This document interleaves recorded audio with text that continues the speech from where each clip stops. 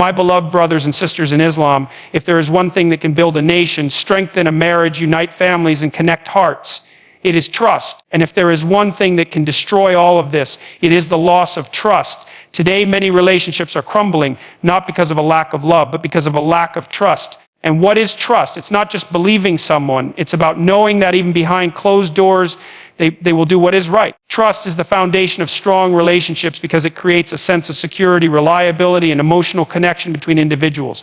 Without trust, even the strongest feelings of love cannot survive for long. Love may bring people together, but it is trust that keeps them united through the challenges of life. In a marriage, for example, a husband and wife may claim to love each other deeply, but if there is constant suspicion, dishonesty, or betrayal, that love begins to fade. A relationship without trust is like a building without a foundation. No matter how beautiful it appears, it will eventually collapse under pressure. When two people trust each other, they feel safe to share their thoughts, their weaknesses, their hopes, and even their mistakes.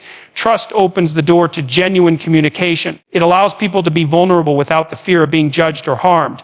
This vulnerability strengthens bonds because it shows that the relationship is built on understanding and respect. In contrast, when trust is absent, people begin to hide their true feelings, lie to protect themselves, or even manipulate situations out of fear.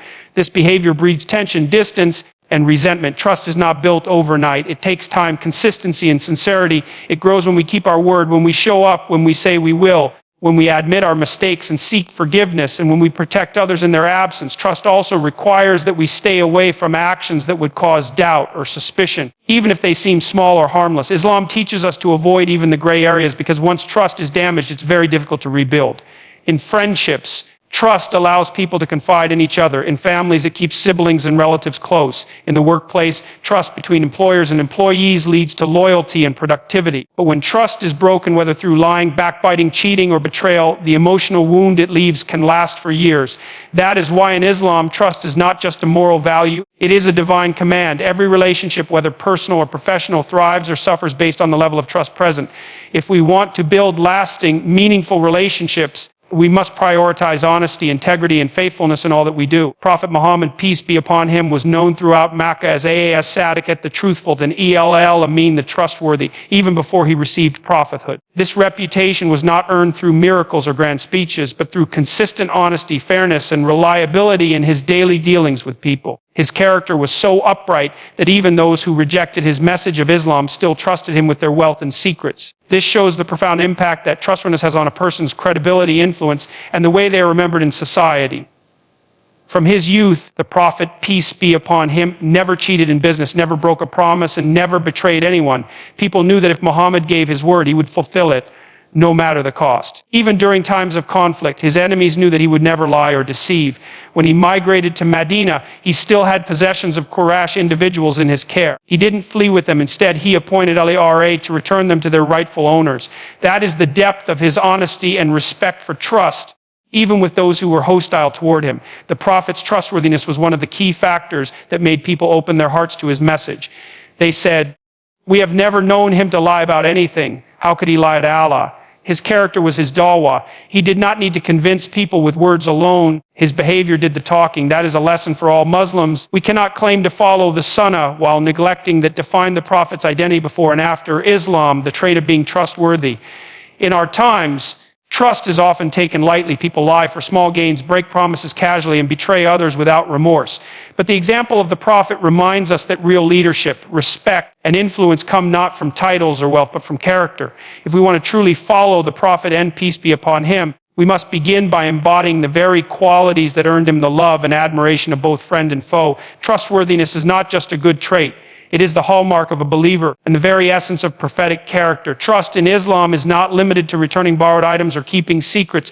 It encompasses every responsibility we are given, whether big or small. This includes promises, duties, roles in society, and even how we deal with others in our personal and professional lives. The Arabic word Amanah refers to this broad and deeply spiritual concept of trust. Allah commands us in the Qur'an to return trusts to whom they are due and to judge with justice. This is a divine instruction, not a suggestion. Every responsibility placed upon us is a trust, and we will be held accountable for how we fulfill it. If someone lends you something like money or property and you fail to return it despite the ability to do so, that is a violation of trust.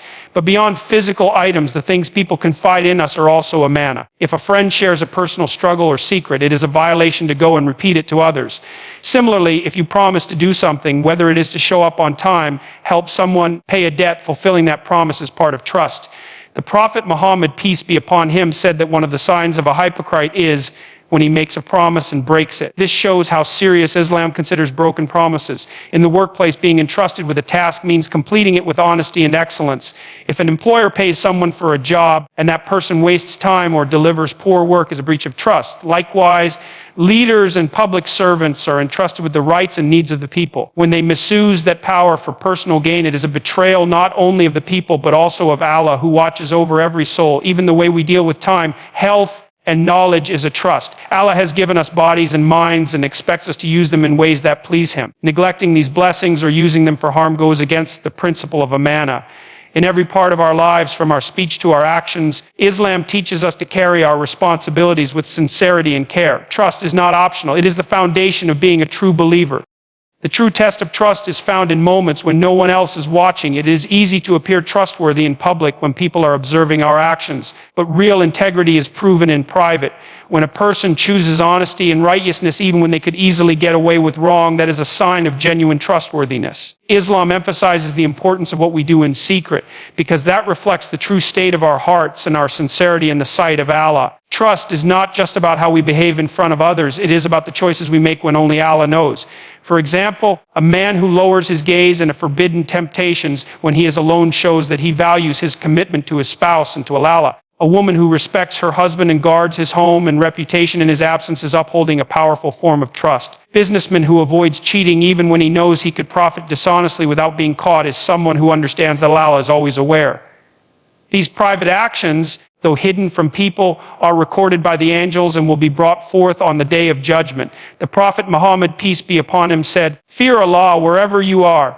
This includes when we are in a room alone, when we are using our phones, when we have access to someone's private information, and when we have a chance to speak or act in ways others may never discover. Trust means doing the right thing because it is right, not just because we fear the consequences. It means treating others fairly and protecting their rights, whether or not they are aware. This kind of inner trustworthiness builds a strong relationship with Allah, brings peace to the heart, because the believer knows that they are not living a double life. They are the same person in public and in private. And this consistency in character earns the love of Allah, who sees the hidden actions and rewards them openly. When we uphold trust in our private lives, we purify our souls, strengthen our faith, and become people that others can truly rely on. Trust in secret is the most sincere form of faith, and it brings dignity, honor, and barakah in both this life and the hereafter. The connection between faith and trustworthiness in Islam is so strong that the Prophet Muhammad, peace be upon him, clearly stated, "There is no faith for the one who cannot be trusted."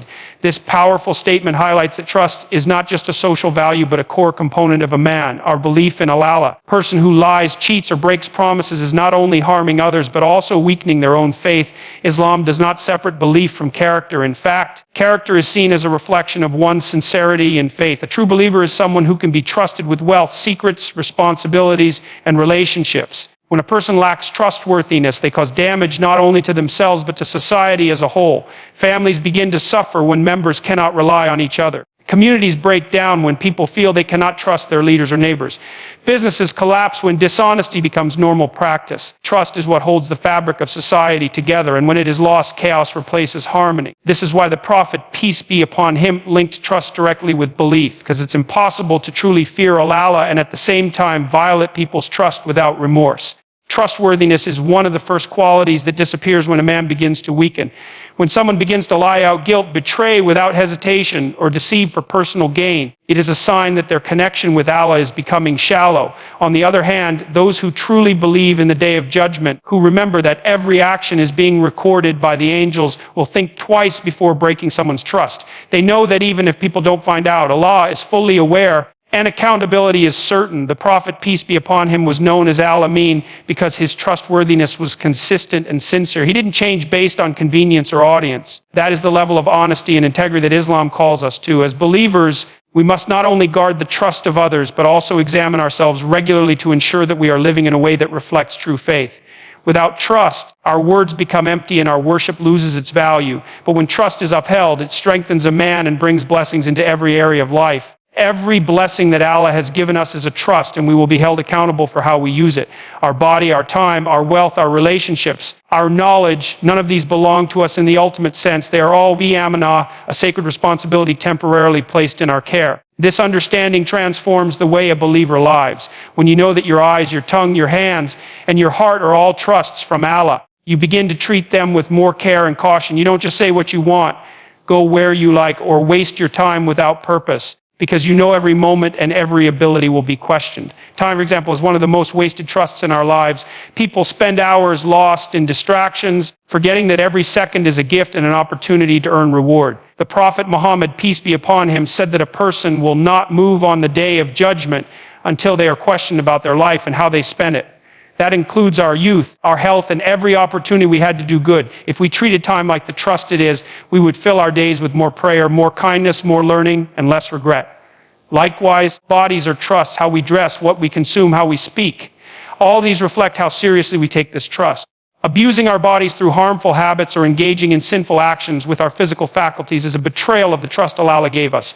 Even relationships are a trust. Being a parent, a spouse, a sibling, or a friend comes with responsibilities. Fulfilling those roles with honesty, loyalty, and compassion is part of fulfilling that trust. One of the most dangerous attitudes a person can have is to feel entitled, as if the blessings they enjoy are theirs alone to do with as they please. But the believer understands that everything is from Allah and everything will return to Him. This awareness creates humility, responsibility, and gratitude. On the day of judgment, when we stand before our Lord, each trust will speaking, our limbs will testify, our wealth will be questioned, and our time will be weighed. Therefore, living with this consciousness is not a burden. It is a path to Jannah. It is the way of those who are faithful to their Creator in every hidden and open matter. My beloved brothers and sisters, as we reflect on the value of trust, we realize it is not just a moral quality, but a core part of our identity as Muslims. Trust is what gives our relationships meaning, what builds communities, and what connects us to Allah. Without trust, our words become empty, our actions lose sincerity, and our faith becomes fragile. Prophet Muhammad, peace be upon him, didn't earn people's hearts with wealth or power. He earned them with truthfulness and trust. If we wish to follow his example, we must begin by becoming people whose words can be believed, whose promises can be relied upon, and whose character remains firm even in private. Every trust we carry, whether it is towards our families, our work, our time, or our faith, is a test from Allah. He is watching not just what we do, but why and how we do it. If we treat every amanah with seriousness and sincerity, we earn His pleasure. But if we treat trust lightly, we risk falling into the ranks of hypocrisy. Let us be among those who are known for their honesty, who fulfill their duties, and who protect what is entrusted to them with integrity and humility. May Allah make us among the trustworthy. May He purify our hearts, strengthen our character, and allow us to live with honor in this world and the next. Ameen. Wassalamu alaikum wa rahmatullahi wa barakatuh.